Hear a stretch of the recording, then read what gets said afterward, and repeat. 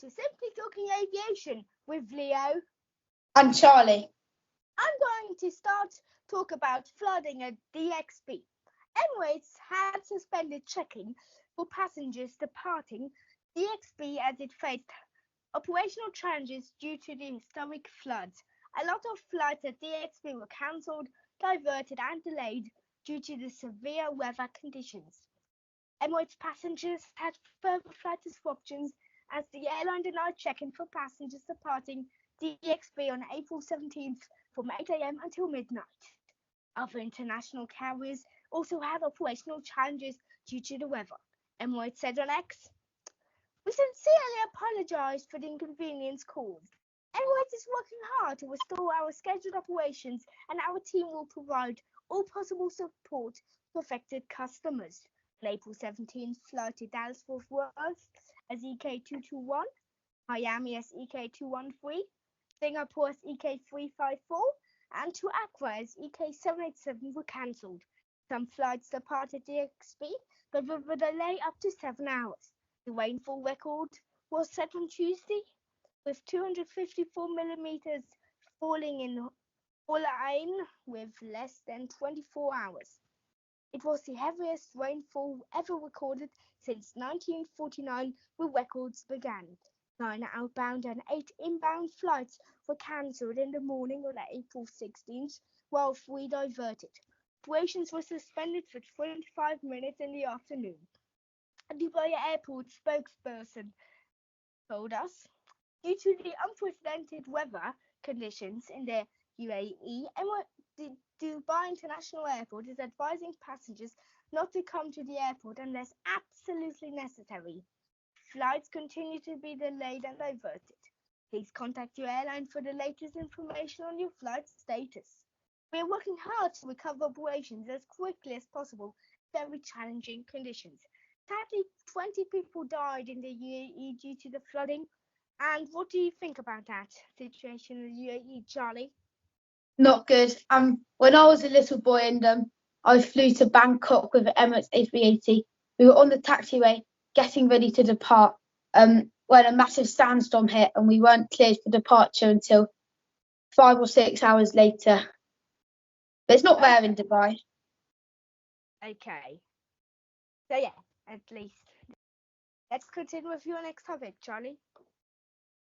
So thank you, Leo. That was very interesting. And for my first topic, I would like to chat about a topic that has been bubbling up for the past few weeks after tensions have been rising in the Middle East. Iran has closed its airspace due to the conflict, resulting in many issues for airlines. For example, many Indian airlines are having to massively reroute flights, such as Indigo, who fly to Turkey, Vistara to London Heathrow, and mainly Air India, who fly to many destinations over Iranian airspace but have had to reroute. This includes London Heathrow, London Gatwick, New York JFK, Newark, Washington, Chicago, Toronto, San Francisco, Paris Charles de Gaulle, Birmingham, Amsterdam, Frankfurt, Milan Malpensa, Copenhagen, and a lot more.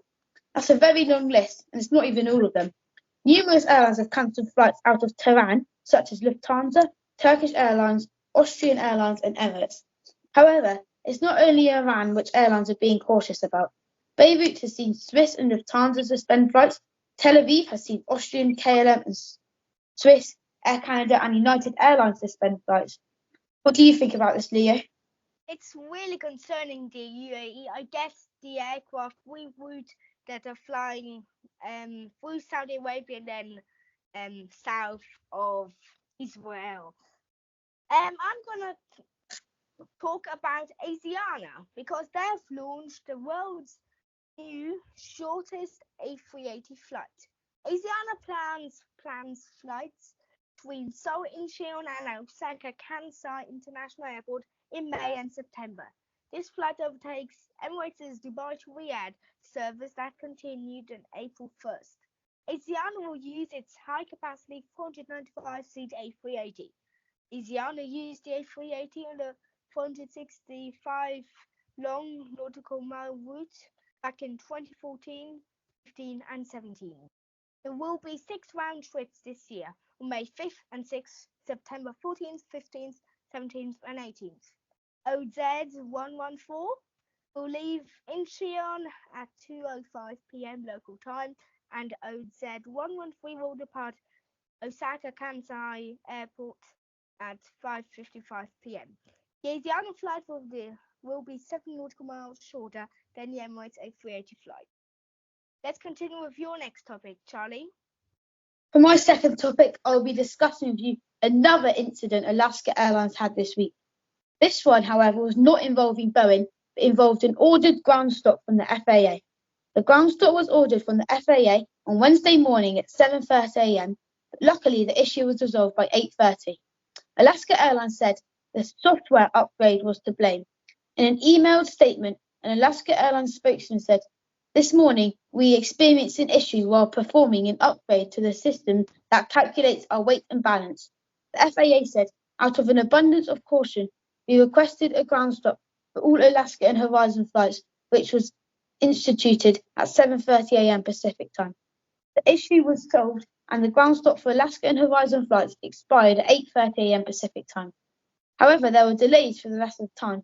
It could have been much worse. In recent times, it's been a bit wobbly, hasn't it?" Yes, it's really not good for Boeing. They're having issues, and I'm even not very sure if the new CEO will also change things at Boeing. I'm now going to talk about Air New Zealand that they are they buy they bought 9 million litres of sustainable aviation fuel, short SAF, at LAX produced by Neste. The airline aims to reduce emissions compared to conventional jet fuel. Air New Zealand had made it very clear that it wants to be at the forefront of commercial aviation's march towards net zero emissions by 2050. Air New Zealand stated, SAF is currently the only solution to significantly reduce emissions from long-haul flights, but it currently makes up less than 1% of the global fuel supply. While SAF supply is small compared to airlines' overall fuel use, it is 9 times the size of Air New Zealand's first shipment of SAF fuel from Neste in 2022.